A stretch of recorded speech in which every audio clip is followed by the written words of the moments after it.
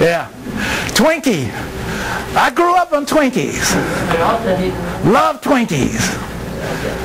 Ain't nothing in a Twinkie though. That's food-based. They're all chemicals.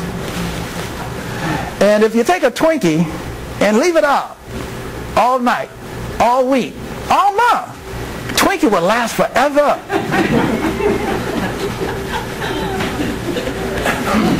39 chemicals in that Twinkie.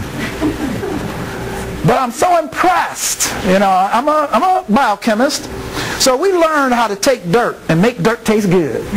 Because I can do it. I can make dirt taste like, well, anything. Make it taste like a Twinkie.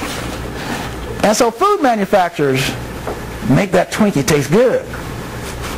But it's made up of 39 chemicals.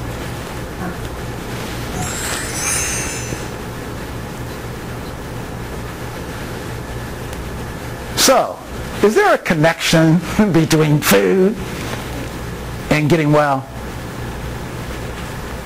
Or is it a myth? And if there is a connection, what are the foods?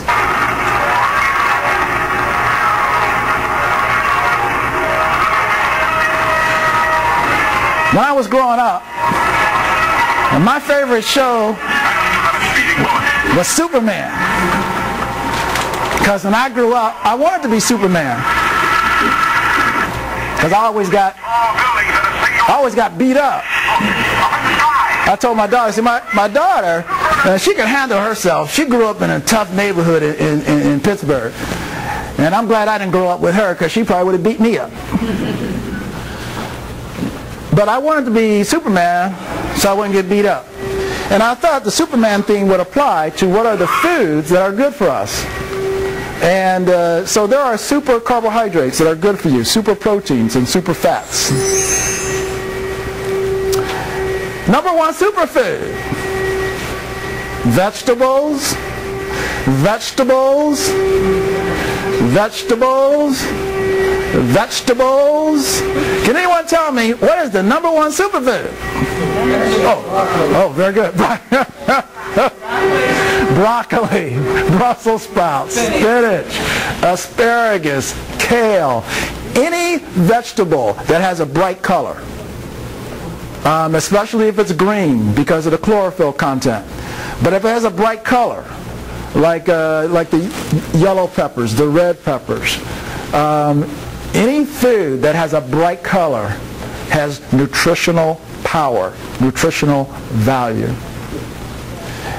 And in addition to those vegetables, of course, there are some fruits that are good for you, primarily the berries in particular, the apples, even pears. Any fruit that has a skin, because that skin is fiber. And that fiber slows down the absorption of the sugar from the fruit.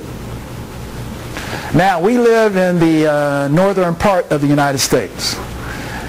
And unfortunately, we should not be eating tropical fruits. Yeah. So any food identified as a tropical fruit, if you live up north, you should not be eating that fruit. And I'm saying if you're diabetic, because your body can't handle that amount of sugar. See, through technology, we're able to transport foods all over the world. But tropical fruits were designed for tropics. Exactly. Why is that? Because people in the tropics are dealing with more heat. And they need the extra sugar. Up north, you don't need it. And again, just to make it clear, I'm talking about if you're diabetic. Now, if you're not diabetic, then you have a little bit more flexibility. And it's not that you have to give up fruits.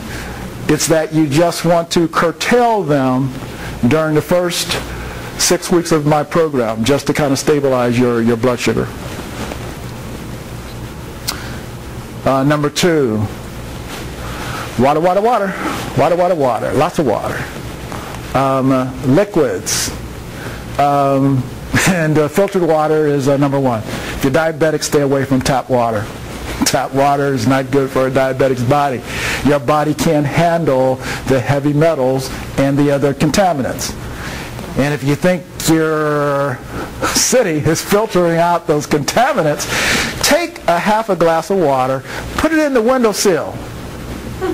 Check it out a week later. You'll go running for a water filter very quickly. Number 3, lean protein, nuts and seeds, poultry without the skin, wild salmon, eggs. Those are good lean protein foods.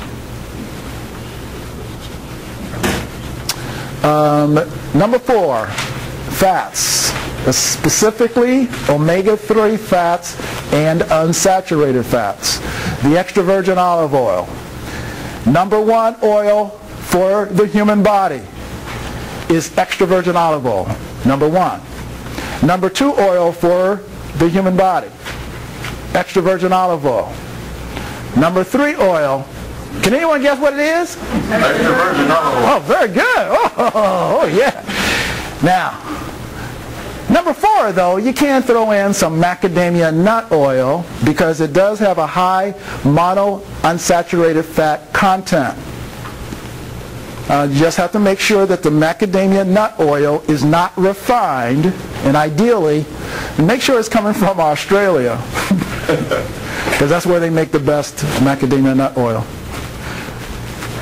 What about coconut oil? Yeah, coconut oil, extra virgin coconut oil is very good. That's one of the saturated fats that is very good for the human body. It contains, it's called lauric acid. And the way your body metabolizes extra virgin coconut oil, it actually helps your body burn fat. I know this goes against wisdom. Fat can burn fat, or at least facilitate the burning of fat. Yes, sir? When you heat those up, are they fine to cook with? Because I know some oils turn into trans. Yep. Exactly. Very good point. And we're going to get to, I'm going to get to a section here where I'm going to talk about all the different types of oils. Which are the best ones to cook with? Which are the best ones to consume raw? It's a good point. And we're going to get to that. And number 5, organic whole grains. But if you're diabetic, all of my clients, I take them off of whole grains for 6 weeks. To again, stabilize the body. And if you're going to eat whole grains, make sure it's organic. And what is the primary function of these superfoods from a diabetic perspective?